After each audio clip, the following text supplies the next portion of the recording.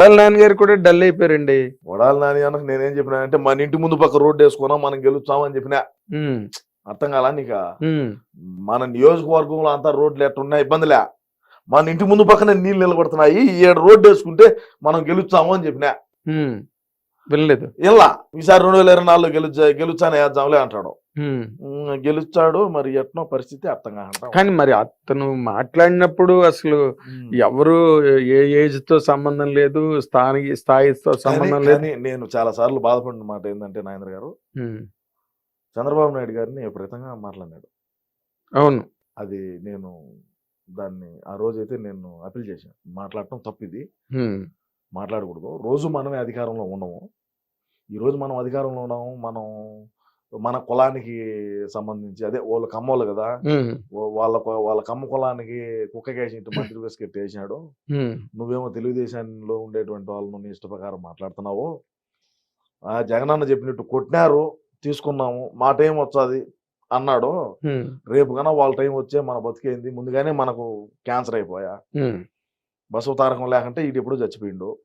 అదే బాలకృష్ణ గారు సేవా దృక్పథంతో వాళ్ళ తల్లి గారి పేరు పెట్టి బసవ తారకం క్యాన్సర్ హాస్పిటల్ మళ్ళీ అక్కడికే వెళ్తున్నారు. ఆడికే ఇంకా ఆడిపోతాడా? ఆడికే పోయేది. బాలకృష్ణ పిఆర్ఓ గారు హరికృష్ణ గారికి ఇక్కడ ఫోన్ చేసి పిన్నాడు. ఓకే, అది బతుకు.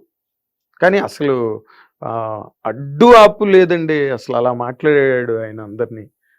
వీళ్ళు వాళ్ళని లేదు, మొత్తం చంద్రబాబు నాయుడు గారి కుటుంబంలో ఓకే, రాజకీయాల్లోని ఒకరినొకరు విమర్శించుకోవచ్చు, దుయ్యబట్టుకోవచ్చు, అదంతా ఓకే, అది పార్టీ సిద్ధాంతాలు. మాటలు అనేటివి మనం ఎప్పుడు కూడా లైన్ బార్డర్ క్రాస్ చేసి మాట్లాడకూడదయా. ఇప్పుడు నేను మాట్లాడుతున్నా ఎక్కడైనా సరే, అంటే వాళ్ళు మాట్లాడుంటే నేను మాట్లాడుంటా, నేను మాట్లాడలేదు నేను పెద్ద ఇది అని నేను చెప్పడం లే. అర్థమవుతుందా? ఇప్పుడు ఆడవాళ్ళు కానీ మగవాళ్ళు కానీ ఎవరైనా సరే, భువనేశ్వరమ్మను రోజా మాట్లాడినప్పుడు నేను మాట్లాడినా, అసెంబ్లీలో చంద్రబాబు నాయుడు గారిని మాట్లాడినప్పుడు నేను మాట్లాడినా. ఇది తప్పు, మనం మాట్లాడకూడదు. తెలుగుదేశం పార్టీ కార్యాలయం మీద దాడి జరిగినప్పుడు మాట్లాడినా. పార్టీ కార్యాలయం మీద దాడి చేయటం తప్పు. నీ పార్టీ సిద్ధాంతాలు నీయి, నా పార్టీ సిద్ధాంతాలు నాయి. ఏదన్నా ఉంటే చట్టపరంగా చర్యలు తీసుకున్నాము, లీగల్ గా పోదాము అని చెప్పిన మాట నేను వాస్తవం. దానికి పద్ధతి కదా, లీగల్ గా పో, నువ్వు పో లీగల్ గా, నేను లీగల్ గా పోతా. నీ కాలేజ్ ఏందో నా కాలేజ్ ఏందో న్యాయస్థానం తెలుస్తుంది.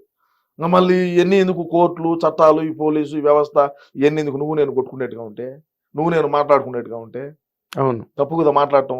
అవును, న్యాయస్థానాలు ఉన్నాయి కదా, న్యాయస్థానాలు ఉన్నాయి, చట్టాలు ఉన్నాయి, న్యాయవాదులు ఉన్నారు, జడ్జి గారు ఉన్నారు. అవును, మరి ఇంతమంది ఉన్నప్పుడు వ్యవస్థలన్నీ కూడా నీ చేతల్లోకి తీసుకొని నీ గుప్పిట్లో పెట్టుకొని నువ్వు మాట్లాడటం అనేది తప్పు కదా. అవును, మరి ఇప్పుడు ఏంటి మళ్ళీ నెక్స్ట్ టైం మీరు ఇంత థమ్స్అప్ లో ఉండి గ్యారంటీగా 178 వరకు సీట్లు కొట్టేసే దాంట్లో నెక్స్ట్ టైం నుంచి నేను మరి ఎలక్షన్స్ లో పోటీ చేయను గట్టాన్ని స్టేట్మెంట్లు ఇచ్చారు ఆయన, కొడాలి నాన్నగారు. నెక్స్ట్ టైం ఏంది? ఇప్పుడు 2024లోనా? ఇప్పుడు గెలుచాడనే, ఇప్పుడు ఖచ్చితంగా గెలుచాడులే. ఇప్పుడు వాళ్ళు ఆడ రోడ్లు మీరు ఏమంటారంటే, కొంతమంది నేను చాలా టీవీ ఛానల్స్ లో కూడా, ప్రముఖమైనటువంటి టీవీ ఛానల్ కూడా చూసిన, న్యూస్ పేపర్లు కూడా చూసిన, రోడ్లు లేదు అంటారయ్యా ఎవరు పెట్టినా. ఇప్పుడు రోడ్డు ఇచ్చే సమ్మన పోతారు స్పీడ్ గా, యాక్సిడెంట్లు అవ్వా ఎందుకు? అదే ఆయన మెల్లిగా వెళ్తారు, స్లోగా చూసుకొని ఏడ కొంతుండదు, ఎంత లోతుండదు, ఏమి కింద ఏమన్నా బండి సైలెన్సర్ తగులుతుందా, లేదంటే కారు ఏమన్నా సైలెన్సర్ తగులుతుందా, కారు కింద ఏమన్నా తగులుతుందా, నిదానంగా బ్రేక్ వేసుకొని దించుకొని మెల్లగా వెళ్తారు. మరి అది తప్ప? అది తప్ప, అది దాన్ని తప్పు అంటారు మీరు.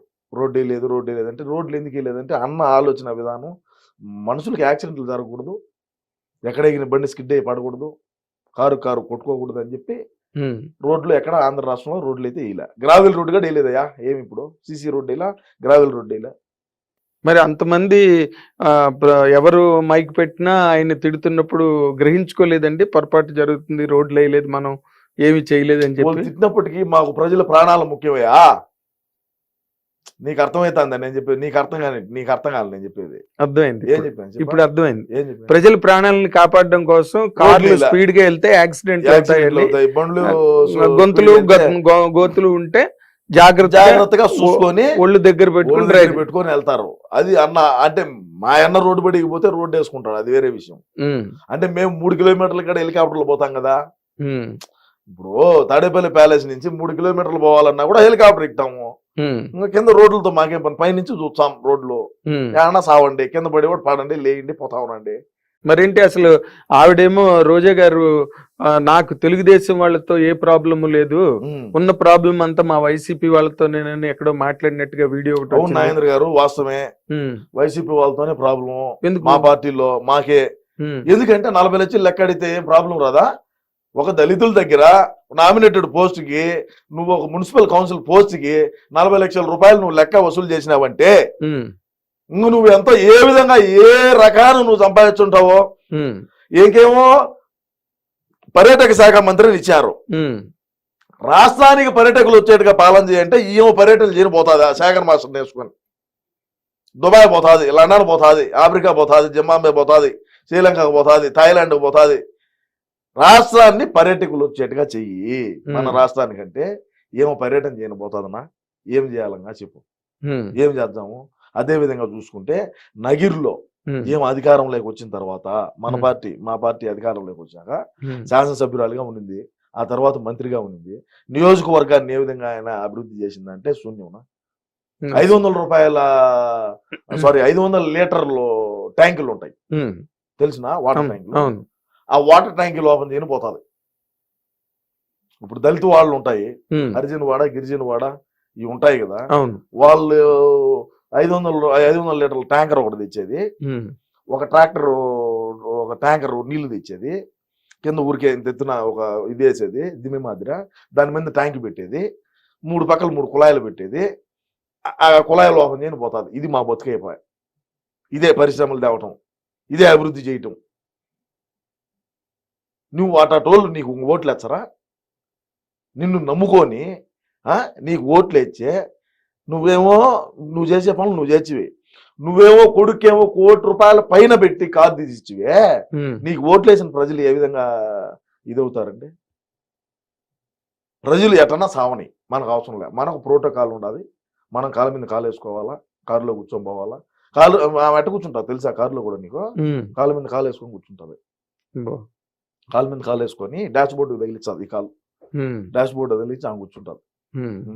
ఆమెను కూర్చుంటుంది. ఇంకా తిరుమలకు సోమవారం వచ్చారా, మంగళవారం వచ్చారా, బుధవారం వచ్చారా, శనివారం వచ్చారా రాండి అంటారు. ఆమె తిరుమలకు దర్శనాలు కింద నుంచి బస్సు పెడతాది. ఒక్కొక్కరికి 20,000 30,000 తీసుకుంటది. కోట్లు సంపాదించింది. అన్నగారేమో మైనింగ్, గ్రావెలు ఆ నుంచి వచ్చి ఇసుక అక్రమంగా దాటియటం, అక్రమంగా ఎర్రచందన రవాణా, బార్డర్ దాటియటం. నగిరే కదా, నగిరి దాటితే తిరువల్లూరు ఆడనే పోటీ చేస్తుంది ఇప్పుడు మళ్ళా. తిరువల్లూరు, కాట్పాడి, ఆ 2 గడ తమిళనాడులో. ఇప్పుడు ఆ 2 గడ ఎవరు సలవమనే ఫండింగ్ చేశాడు. ఇప్పుడు వాళ్ళేమో బార్డర్ దాటిస్తారు. వాళ్ళ పని వాళ్ళది, అన్నగారి సంపాదన అన్నగారిది, ఏమో సంపాదన ఏమది, మొగుడు సంపాదన మొగుడిది. వీళ్ళు యాడ గ్రావెలు ఓనా. నీకు ఒకటి తెలిసిన, తమిళనాడుకి ఒక్క రోజుకి 300 టిప్పర్లు ధరించది గ్రావెలు మట్టి తమిళనాడుకి. ఇప్పుడు నువ్వు అపార్ట్మెంట్ కడుతున్నావు, కింద నువ్వు పిల్లర్లు వేసినప్పుడు మళ్ళా దాన్ని అంతా ఇది చేద్దా, పూడ ఇద్దా, పూడుపు కానీ మట్టి అంతా కొండలే కదా నీకు. నగిరి, పుత్తూరు కాడించి ఆ మొత్తం అన్ని కొండలే కదా, కొండ ప్రాంతం. ఆ కొండకు మళ్ళీ ఇటాచీలు పెట్టి రోజుకు 300-400 లారీలు ఆ రోడ్డు బడిగా పోతా ఉంటాయి. తెలిసిన నీకు? విన్నాను. 300 లారీలు, ఒక్కొక్క ట్రక్ 30,000. రోజుకి ఎంత లెక్క సంపాదించారో వాళ్ళ అన్నగారు అర్థం చేసుకో. మళ్ళా మైనింగ్ కసర్లు ఉంటాయి. మైనింగ్ కసర్లు తెలుసా? జిప్స్ వచ్చేది ఆ ఏరియాలో ఎక్కువగానే ఉంటాయి. ఎందుకంటే కొండ ప్రాంతం కదా. వాటిని ఏమంటారంటే బెనిగిల్ రాయి అంటారు. పెద్ద పెద్ద ఉంటాయి. ఆ కసర్లో వేసినావంటే రాయి అంతా క్రష్ అయిపోయి నీకు చిప్స్ మాదిరి అంతంత ఇవి వస్తాయి అనమాట. ఇప్పుడు రోడ్డు వేసేటప్పుడు ముందు అది దోలుతారు. ఇప్పుడు ఏమన్నా మనం రెస్టారెంట్లోనూ పాడు చూసినామంటే అది పోసుంటారు ముందు పక్క. ఆ క్రషర్ల వల్ల కూడా వాళ్ళు కన్నా పన్ను కన్నా వీడికి చిస్తు కన్నా కట్టుకుంటా ఉన్నాడు అనుకో. ఇప్పుడు రోజా చారిటబుల్ ట్రస్ట్ అని పెట్టింది. రోజా చారిటబుల్ ట్రస్ట్ ఎవడికో ఒక పూట అన్నం పెట్టిన పాప అయితే పోలేదులే.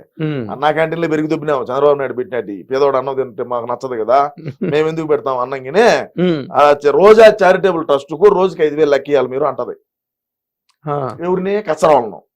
కసర డైరెక్ట్ ఏమైపోయి డైరెక్ట్ గానే ఇంక మళ్ళీ నడిమితుల బ్రోకర్ చేసేది ఏమే పెద్ద బ్రోకర్. ఇంక మళ్ళీ ఇంక బ్రోకర్ ఎందుక? ఏమే పెద్ద బ్రోకర్ కదా, మళ్ళీ ఇంకెందుకు బ్రోకరు? ఏమే డైరెక్ట్ పోయి కసర కాడికి పోయి 5,000 రూపాయలు నువ్వు నాకు ఇచ్చితే నేను, లేకంటే వాళ్ళ కరెంటు ఇది చేపించాలి, కరెంట్ కట్ చేపించాలి. ఎన్నో కొన్ని వందల మిల్లులు, కొన్ని వందల కష్టాలు మూత వేసినారు దీనికి డబ్బు కట్టలేక. ఎందుకు గెలుస్తుంది? ఆడ గెలుస్తుంది. మరి మీ అన్నగారు ఇవేవి చూసుకోరా? ఇవి జరుగుతున్నాయి ఇలాగా డౌన్ ది లైన్ ఇవన్నీ మళ్ళా మాట్లాడతావు కదయ్యా, ఇంట్లో నుంచి బయటికి రాడియా స్వామి అంటే నువ్వు మళ్ళా మా అన్నే చూసుకోవడా అంటే. మరి సజ్జల రామకృష్ణారెడ్డి గారు తదితర సజ్జల రామకృష్ణారెడ్డికి రొంత పోతానులా ఆడిగడా. ఇప్పుడు ఎక్కడ ఏ నియోజకవర్గంలో ఎంత ఆదాయం వచ్చినా కూడా సజ్జలకి ఆడికి ఇంతనే పోతుంది. 1% ఓడికి, అన్న పర్సెంటేజ్ అన్నకో, 7% రాష్ట్రాన్ని దీనెక్క రేపు రాని 2024లో రాష్ట్రాన్ని పక్క రాష్ట్రానికి అమ్మైనా సరే పోలవరం పూర్తి చేస్తామని కంకణం కట్టుకున్నాడు మా అన్న. అవునా? ఇప్పుడు మరి రోజా లాంటి సూపర్ స్టార్, సినిమా స్టార్ ఆవిడ కూడా చాలా బ్రహ్మాండంగా చేశారు. చేసినప్పటికీ కూడా ఇన్ని సర్వేలు మీ అన్నగారికి అంత వ్యతిరేకంగా ఎట్లాగొచ్చినాయండి? వ్యతిరేకం అంటే 2 రకాలుగా చూసుకోవాలి మనం. జగన్మోహన్ రెడ్డి అన్నకు నేను చెప్పిన మాట ఏంది, నేను చెప్పింది ఏంటంటే చిన్నాయన్ని ఎవరు చంపినారో చెప్తే 30 సంవత్సరాలు మనమే అధికారంలో ఉంటాం. Point number 1. పాయింట్ నెంబర్ 2, షర్మిలాకి ఇవ్వాల్సినటువంటి వాటా ఏదైతే ఉండదో అదొక ఆస్తు రూపంలో గానీ, అదొక ల్యాండ్ రూపంలో గానీ, ఏదో ఒక రకంగా ఒక వాటా అనేది ఇచ్చేసినావంటే 30 సంవత్సరాల పాటు మనమే అధికారంలో ఉంటామన్నా. ఈ 2 చెయ్యి నువ్వు అని చెప్పినా. ఈ 2 చెయ్యలా. ఈ 2 చేయకపోయినప్పుడు నేను దిగిన రంగం లేకంగా. ఓకే, అప్పుడు వచ్చారు. అప్పుడు దాకా నేనేమి మనమే గెలుచాలి, మనమే 175 కొడతాం, వై నాట్ 175. మీరు 178 3 తగ్గించారేంటి? నేను అంటే ఆంధ్రాలో నేను చెప్పాను. ఆంధ్రాలో అప్పుడు మాట. ఓకే, ఇప్పుడు డిసెంబర్ లో మాట నేను చెప్తున్నా. ఓకే, డిసెంబర్ లో నేను లాస్ట్ ఫైనల్ ఇది ఇంక 3 నెలలే మన కాలేజ్ అవుతున్నది. మనం షర్మిలాను చిన్నాయన చంపినండి. ఈ 2 కన్నా మనం టచ్ చేసి ఇది ఫైనల్ చేసినామంటే ఇంకా మనల్ని మనల్ని టచ్ చేయడు. 30 సంవత్సరాల పాటు మనమే అధికారంలో ఉంటాము. వీళ్ళు ఎంతమంది కూటమైనా సరే, వాళ్ళు అందరూ కలిసి వచ్చినా సరే మనకి ఇబ్బంది లేదు అని చెప్పిన ఆయన ఇలా ఇన్నప్పుడు మాకు డ్యామేజ్ జరుగుతుంది కదా. అవును, డ్యామేజ్ జరిగినప్పుడు ఎవడో ఒకటి దీన్ని ఫుల్ఫిల్ చేయాలి కదా. అవును, చేసేదానికే ఈ సీమరాజా వచ్చినాడు. ఆ రోజు నుంచి ఈ రోజు చేస్తానే ఉన్నా. అవును, అసలు మీరు గొక్క తిప్పుకోకుండా చేస్తున్నారు వైఎస్ఆర్సీపీకి. నిజంగా తప్పకుండా గొక్క తిప్పుకోవట్లేదు మీరు. అసలు ఏ వీడియోలు చూసినా సరే మా అన్న అన్న అన్న అని చెప్పి అసలు మీరు అసలు మా బాధ దేవుడికి తెలియాలండి. గొంతులు పోయినా, ఆరోగ్యాలు బాగాలేకున్నా, జ్వరాలు వచ్చినా, హార్నెస్లు ఏమే చేసినా, ఎవడు ఎక్కడ ఏది పాయింట్ మాట్లాడినా కూడా దాన్ని తీసుకొని మళ్ళా ప్రజల్లోకి తీసుకొని పోయి మళ్ళా అన్నకి యాడ్ డ్యామేజ్ జరుగుతుందో అని చెప్పి మళ్ళా దాన్ని తిప్పికొట్టి మళ్ళా మా ఆయన నిలబెట్టుకుంటున్నాం ఏం జరిగినప్పటికీ. మరి ఏంటి 3 రోజుల ముందు సజ్జల రామకృష్ణారెడ్డి గారు అలాగా తేలిపోయి మాట్లాడారు. ఒకసారి తేలిపోయి మాట్లాడినాడు అంటే చేసిందంతా ఇడే కదా. చేసిందంతా ఇడే కదా. ఏం చేశారు? సజ్జల గారు చేసిందంతా ఇడే కదా. నాశనం చేసింది ఇడే కదా. నిర్వాకం. ప్రభుత్వ సలహాదారుడు అని చెప్పి పక్కన పెట్టుకున్నాడు. సలహాదారుడు అనేటువంటి వాడు ఇది మన సమాజంలో ఉపయోగపడేటువంటి సలహాలు ఇవ్వాల. అవును, అవునా కదా. అంటే ఎవరికి ఇచ్చిన ప్రభుత్వానికి గాని, ఇటు సమాజానికి గాని, అటు ముఖ్యమంత్రికి గాని, లేదా అధికారులకు గాని, ఎవరికైనా సరే. ఇప్పుడు మీరున్నారయ్యా, నువ్వే ఉన్నావు, నువ్వు నాకు ఏదన్నా ఉపయోగపడే సలహా చెప్తే నేను తీసుకుంటా. అవును, ఉపయోగపడే సలహా తీసుకోకుండా ఏదో చెప్పిన వాళ్ళే పారా స్వామి మన పని మంది అని మనం అంటాము. మా ఓడికి అంత దమాకు లేదు. లండన్ లో టాబ్లెట్లు తెచ్చి చేసుకోవాలా. నువ్వేదో చెప్తావు, వీడు అది నమ్ముతాడు. సిపిఎస్ రద్దు ఎందుకు చేయలేదు అంటే మాకు అప్పుడు అవగాహన లేక మాట్లాడినాం అంటాడు. మళ్ళీ అన్నాడు కదా. నేనన్నా మాట కాదు, నేనన్నా మాట కాదు ఇది. సిపిఎస్ రద్దు ఎందుకు చేయలేదు అంటే మాకు అప్పుడు అంత దమాక లేదు, మాకు అప్పుడు అంత తెలియక, మాకు గుజ్జు మోకాళ్ళలో ఉండింది, మేము అందుకని చెప్పి తెలియక మాట్లాడినావు అని చెప్పితే దాన్ని నేను ఏ విధంగా తిప్పి కొట్టాలా, ఏ విధంగా ప్రజల్ని మళ్ళా నమ్మియాలా, మళ్ళీ వాళ్ళని దారికి మళ్ళీ ఏ విధంగా వాళ్ళని ట్రాక్ లో పెట్టాలా. అవును, ఆలోచన చేయండి నాగేంద్ర గారు మీరు. నా పరిస్థితి ఏ విధంగా ఉంటది, నా బాధ ఎట్టుంటది, ఎన్ని రోజులు నిద్రపోని రాత్రుల్లో కూడా గడిపినాయి. మరి ఎందుకు మీ అన్నగారు ఏమో ఆయన్నే ఎప్పుడు ముఖ్య సలహాదారుగా పెట్టుకుని కొనసాగిస్తారు పెట్టేదానికి? ఇందుకే మరి అయినప్పటికీ కూడా మీరు ఇంత జరిగినప్పటికీ కూడా గ్యారంటీగా అప్పుడు 175 అన్నారు, ఇప్పుడు ఇంకో 3 అంటే. నాగేంద్ర గారు మీరు ఒకటి చూడండి, తండ్రి పదవిని అడ్డం పెట్టుకొని లక్షల కోట్ల రూపాయలు లూటీ చేసి 16 నెలలు జైల్లో చెప్పకూడదు దీని. ఈ 16 నెలలు షర్మిల రోడ్ల బడిగా తిరిగి తల్లి ఒక దిక్కు, చెల్లి ఒక దిక్కు, పెళ్ళాం ఒక దిక్కు, ఒక్క అవకాశం అని అని మా ఓడు బయటకు వచ్చిన తర్వాత ఒక కరుణామయుడు లెవెల్లో ఉమ్, మీకు సినిమా ఇండస్ట్రీ గురించి మీరు 40 ఏళ్ళ ఇండస్ట్రీ అని నాకు తెలిసింది. ఉమ్, మీ సినిమా ఇండస్ట్రీలో కూడా ఎవరు చేయలేనటువంటి నటన ఉమ్, మా ఓడి చేసి ఉమ్, 151 స్థానాలు అసెంబ్లీ స్థానాలు గెలిచి 22 పార్లమెంట్లు గెలిచి ఉమ్, పార్లమెంటుకు పోయినారు 22 మంది, 151 మంది అసెంబ్లీకి వచ్చినారు. ఇన్ని చేసినటువంటి అప్పుడు 151 వస్తే ఉమ్, ఇప్పుడు మా ఓడే 5 ఏళ్ల నుంచి అధికారంలో ఉన్నాడయ్యా. అవును. మరి ఇప్పుడు 175కు 175 ఎందుకు రాకూడదు అనేది నా పాయింట్. ఉమ్, 16 నెలలు జైల్లో ఉంటేనే 151 స్థానాలు గెలిచినప్పుడు అవును. 5 సంవత్సరాల పాటు పాలన కొనసాగించి తాడేపల్లి ప్యాలెస్ లోంచి కొంపలోంచి బయటికి రానప్పటికీ ఉమ్, జైల్లో ఉన్నా కొంపలో ఉన్నా రెండు ఒకటే. అంతే. ఇప్పుడు మా వాడు బయటకు రావాలన్నా కూడా 1000 మంది పోలీసులు కావాలా, ఉమ్, తోపుడు బండ్లు బంధు, ఉమ్, షట్టర్లు వేయాలా, ఉమ్, బార్కేడ్లు పరదా పట్ల కట్టాలా, ఉమ్, పోలీసు వాళ్ళ వలయంలో కవచంలో పోతాడు. ఉమ్. ఇంక జైల్లో ఉన్నా ఒకటే, బయట ఉన్నా ఒకటే కదా. అవునా? తాడేపల్లి ప్యాలెస్ లో ఉన్నా ఒకటే, ప్రజల దగ్గరికి రానప్పుడు ఎక్కడ ఎవరన్నా ఒకటే. అవును. పైన హెలికాప్టర్లో పోతా ఉన్నా కింద ట్రాఫిక్ ఆపుతాడు, పైన హెలికాప్టర్లో పోతా ఉన్నా చెట్లు నరికితివి. ఉమ్, ఇంకా మరి మేము ఎందుకు గెలవకూడదు? వై నాట్ 175 అంటాను నేను. అది ఆయన ఉద్దేశం కూడా అదేనా? అన్న కూడా అదే కదా, వై నాట్ 175 అంటాడు కదా. ఉమ్. మరి ఏమవుతుంది?